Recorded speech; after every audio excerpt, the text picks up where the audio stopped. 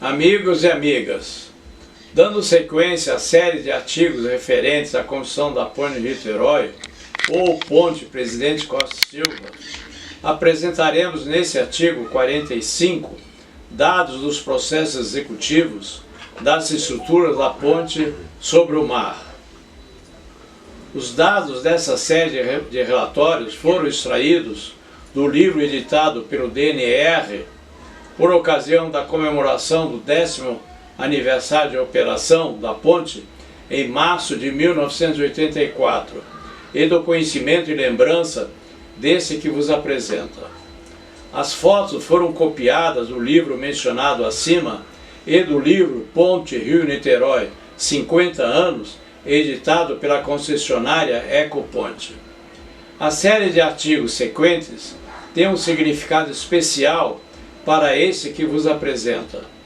Fui o superintendente de construção pelo consórcio consultor Guanabara Limitada, CCGL, responsável pela construção das obras civis da Ponte Rio-Niterói.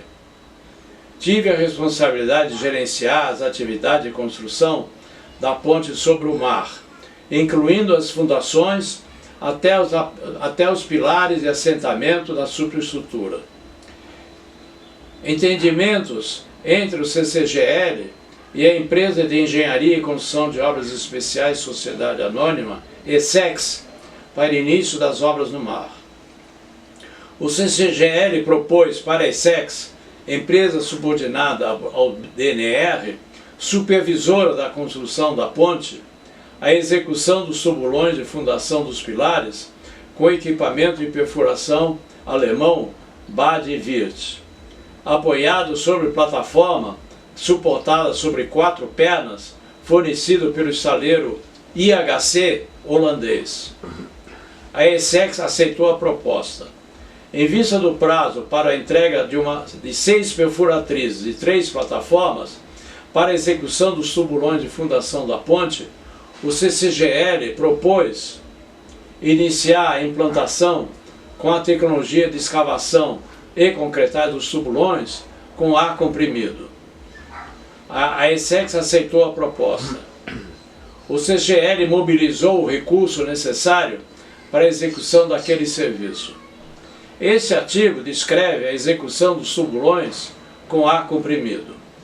Foram executados os tubulões com profundidade total não ultrapassasse a profundidade de 30 metros, a partir do nível médio do mar.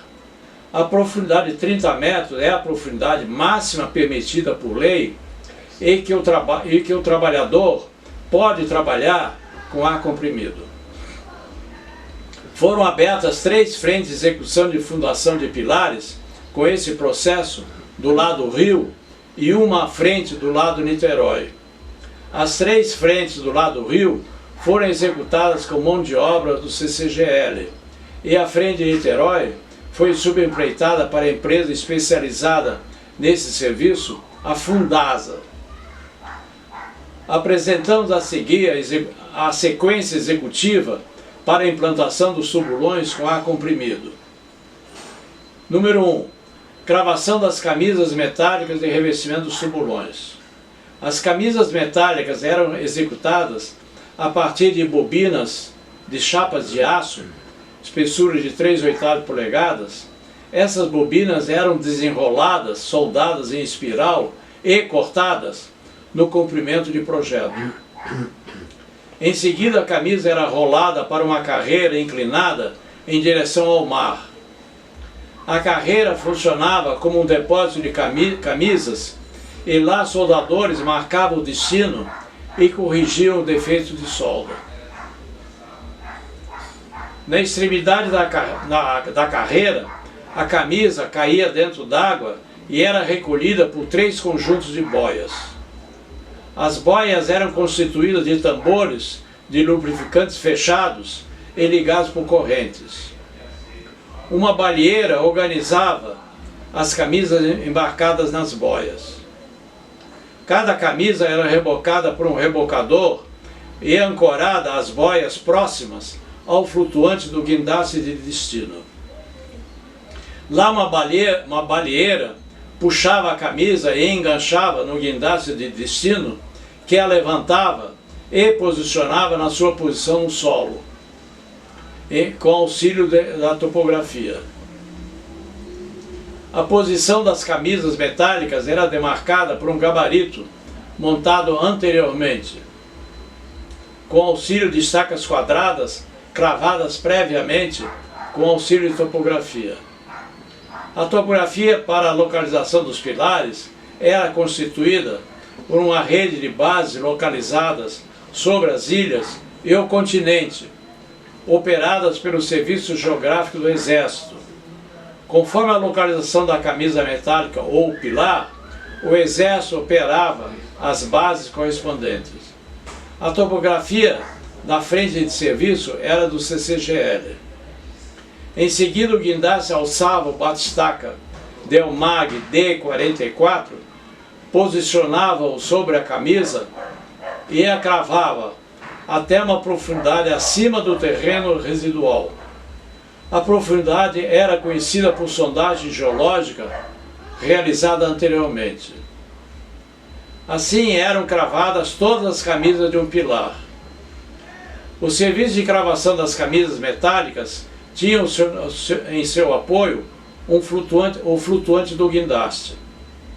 Nesse flutuante se encontrava, além do guindaste e o batistacas, um gerador para iluminação, um contêiner ou barraco para escritório, refeitório, instalação sanitária, bancada de oficina, cabos de amarra do flutuante e pneus em toda a volta do flutuante. O encarregado tinha um rádio para comunicação. Número 2. Concretagem da lajinha.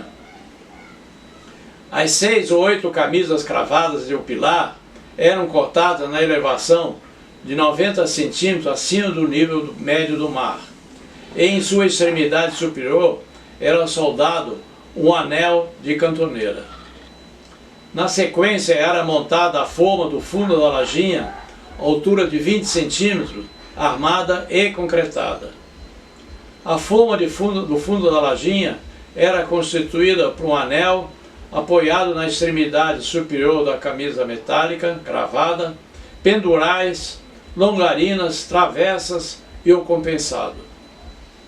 O apoio para a concretagem da lajinha era um flutuante com guindaste de 15 toneladas, escritório, refeitório, instalação sanitária, gerador, máquina de solda, garrafões de oxacetileno e todo o material para a forma da lajinha, além de cabos de marinha e pneus de proteção do flutuante.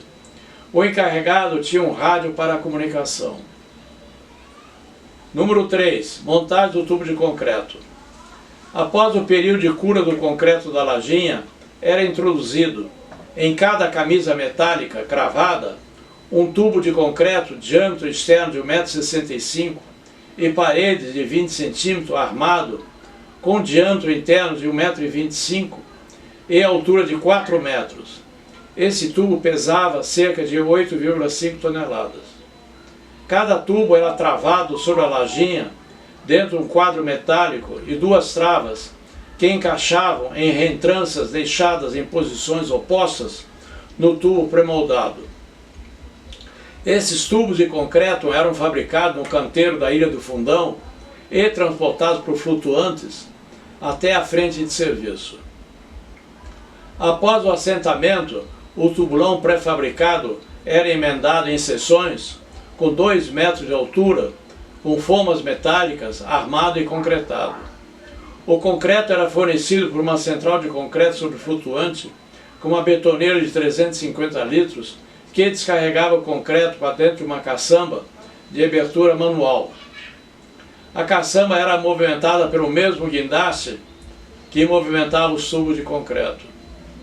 A betoneira era alimentada por um depósito de agregado de areia radial e uma padonar, com o guincho montado e um mastro central. O agregado de areia chegava em barcaças e uma retroescavadeira de 750 litros JCB, localizada no flutuante da central de concreto, transportava o agregado da barcaça para o depósito da betoneira. O flutuante da central de concreto tinha um gerador para o acionamento dos equipamentos e iluminação, escritório, refeitório, instalação sanitária, bancada de oficina, cabos de marinha e pneus de proteção do flutuante. O encarregado tinha um rádio para a comunicação.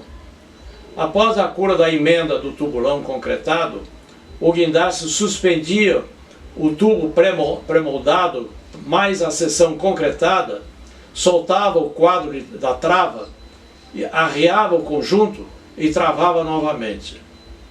Eram executados mais uma ou duas emendas no tubulão, até o seu assentamento em terreno firme no fundo do mar. Sobre a última emenda era chumbado um anel com parafuso de espera em todo o perímetro para apoiar e prender a campana do serviço de ar comprimido.